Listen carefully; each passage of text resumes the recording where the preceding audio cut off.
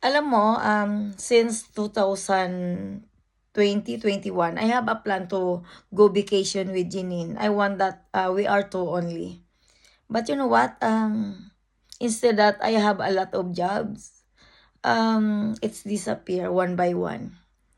Until that 2023, I have a palm green only. But you know, it's a scary, um, nervous what they are doing to me. You know what they are doing?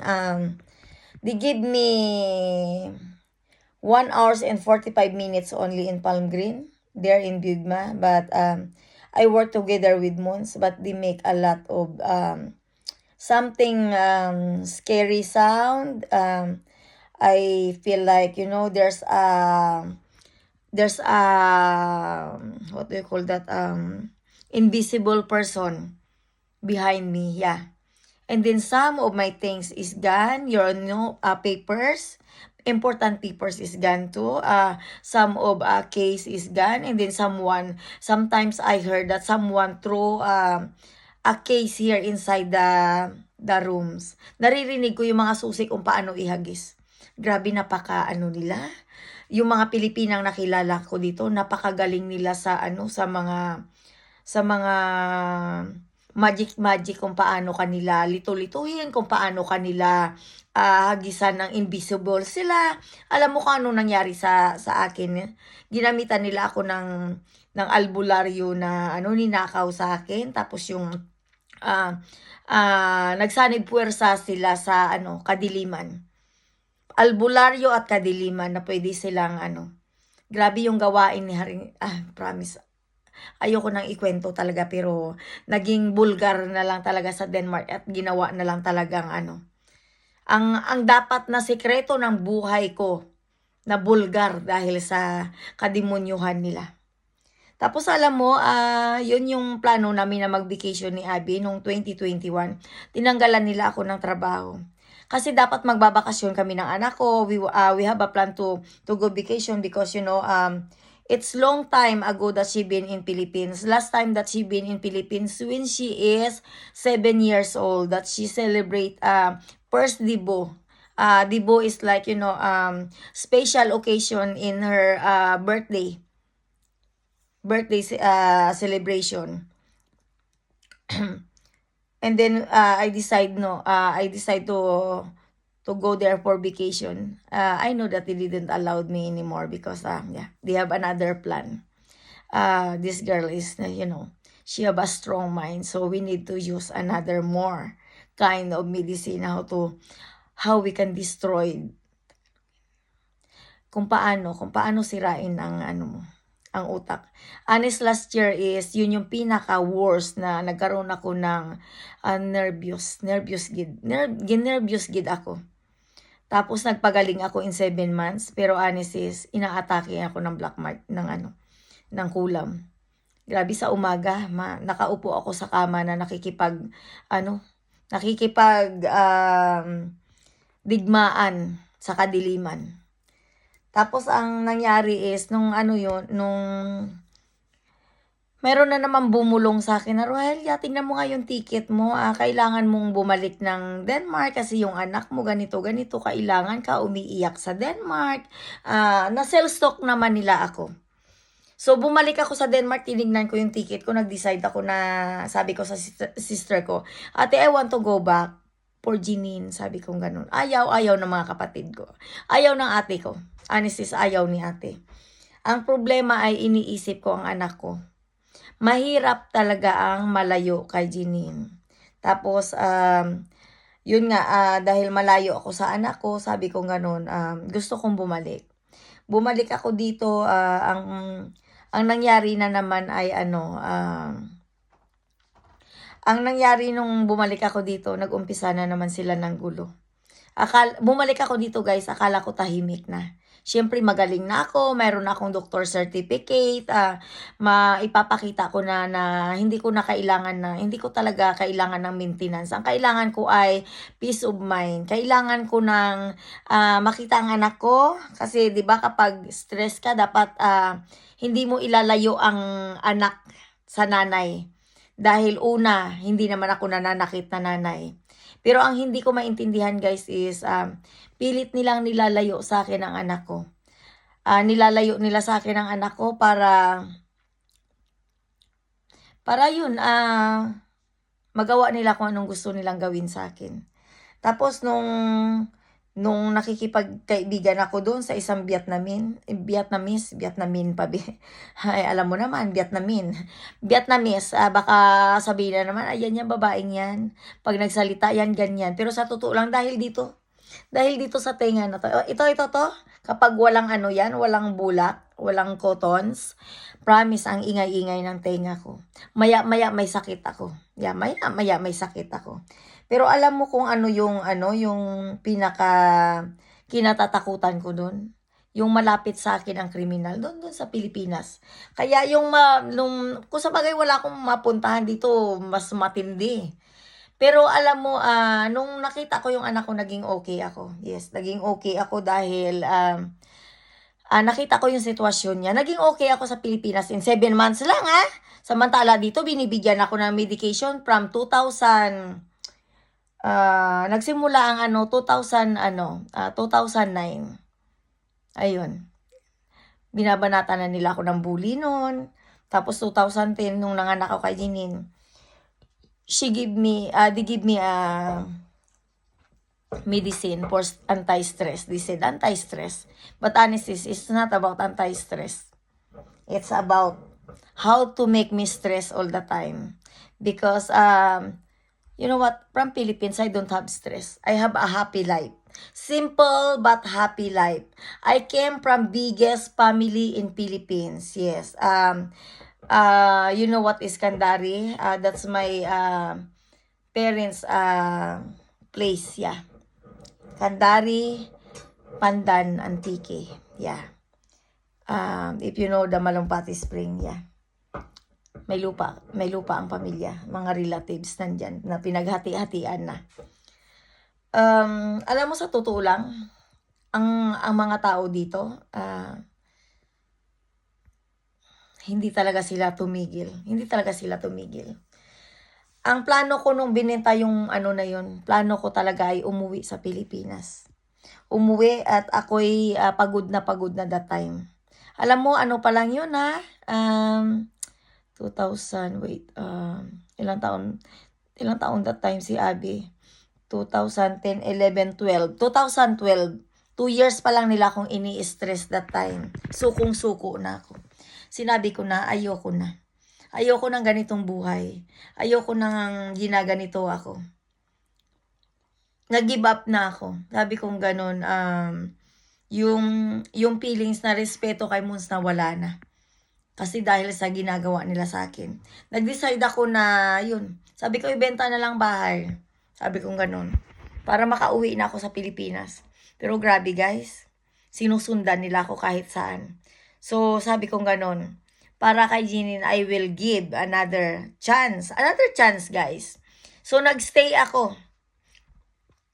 Hanggang sa, ayun, anong year? 2022, naghiwalay kami.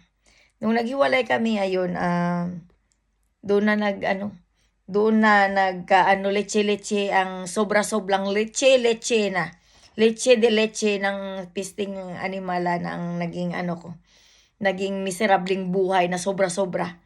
Sa maraming taon na yon, mas the worst ang nangyari sa akin last year. Doon ko naranasan ang mga iba-ibang tao kung paano paakyatin dito. Yeah, pinapaakyat nila ang tao dyan. Swerte lang ako, nilalak ko yan. Pero grabe. Sa pamamagitan ng pinapatulog ako ng pinapatulog. At itong itong insect, ito kasi guys, you feel like, kapag gusto ka nilang patulugin, gangis. Alam mo yung insekto sa Pilipinas, ayun yung sound niya. Insect sa Philippines in evening time, that sounds that I can heard. Plus evening time, kapag tulog na tulog ako, binabanatan to ng palagapok yan. Pum, pum, pum, pum. As in, yung kaba ng dibdib ko, jug, jug, jug, jug, jug. Kaya hindi totoo guys na tinutulungan nila ako dahil concerned sila sa akin. Honestly, ang kailangan ko ay malapit sa anak ko. Ang kailangan ko ay umalis sa country ito para magkaroon ng katahimikan. Pero sa totoo lang, hindi ako nagkaroon ng katahimikan na maraming taon. Imakin mo, 2 years pa lang ako, sukong-suko na ako sa gulo na ginagawa nila sa akin.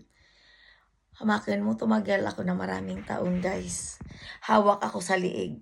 Kung hindi hihilahin ang anak ko, hihilahin ako. Kung hindi ipapacheck up ako na may sakit ako na abno, kahit wala.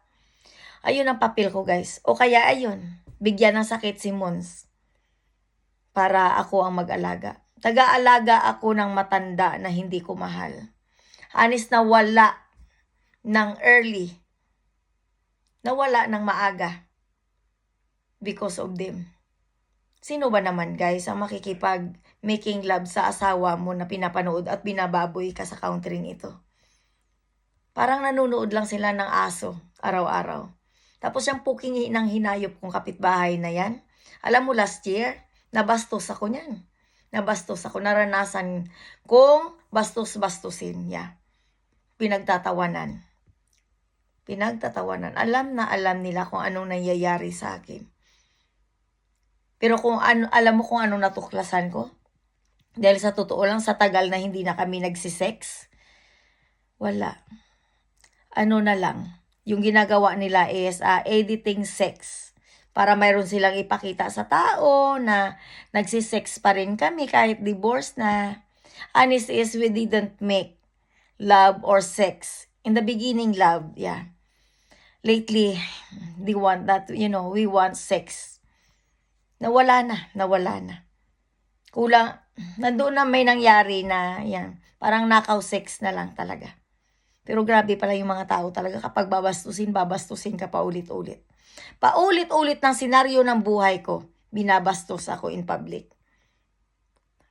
Kahit hindi kami nagsisex na sa paningin ng tao dahil sa ini-edit na sex. Napakabastos, as in, sa totoo lang napakabastos ng tao dito. Tapos sasabihin nila, proud na proud akong ikwento. Kailangan kong ikwento guys, para linisin ang pagkatao ko. Sa totoo lang nangarap kami ng anak ko na maging YouTuber. 6 years old pa lang si Abby, she dreamed to be a YouTuber. Yes. Pero ang hindi ko maintindihan, itong puking inang tenga na to na nagkukot sa akin na 6 years old pa lang ang anak mo. Gusto mo nyo nang maging, alam mo na. Grabe no? Grabe, as in. Sino ba naman nanay ang hindi mangangarap na alisin ang anak mo dito sa magulong mundo kung saan ina-abuse kayo? Ina-abuse kayo dalawa. Sa totoo lang guys, sumasakit ang dibdib ko dito. Yes. In how many years? Pero alam mo kung ano, nag-i-enjoy sila na ipapatay ako using black magic. Bukod sa medicine na stress, yung mga puking inang hinayop na mga demonyo, pinapakulam ako. At nagkaroon ako ng heart failure. Yes. Pero hindi makita sa doktor. They don't have findings that I have a heart failure. I've been in the hospital in how many times? Yes. Nagkaroon din ng time na nagpa-check up ako ng boobs ko dahil akala ko mayroon akong cancer. Yes. Ay. Pero alam mo lately, grabing sakit ko talaga. Sakit sa dibdib, sakit sa lahat na lang ng sakit. Ginagawa na nila. Pero kapag ako guys dito namatay, gusto ko ay yung anak ko ay nasa, hindi ko na alam guys kung sino yung pwede kong pagkatiwalaan eh. Hindi ko na alam. Pero yung ate ko lang, si Ate Daisy ko lang ang pwede kong pagkatiwalaan sa anak ko.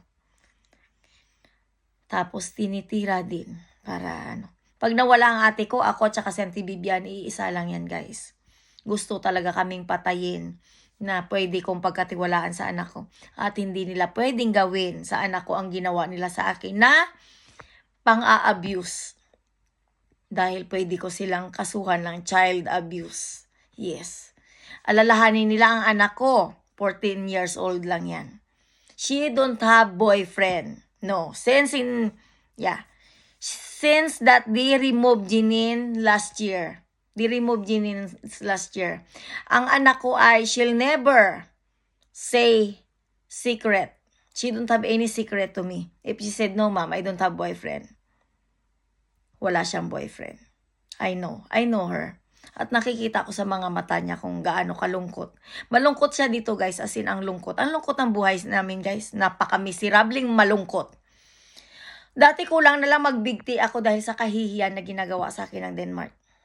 Sa totoo lang nakakainit na ng ulo. Alam mo ko siguro kung lalaki ako dito, kung lalaki kami ng anak ko, matagal na kami may kasuntukan o nakutsilyo. Dahil sa mga ginagawang pangaharas sa amin ng anak ko dito sa Denmark.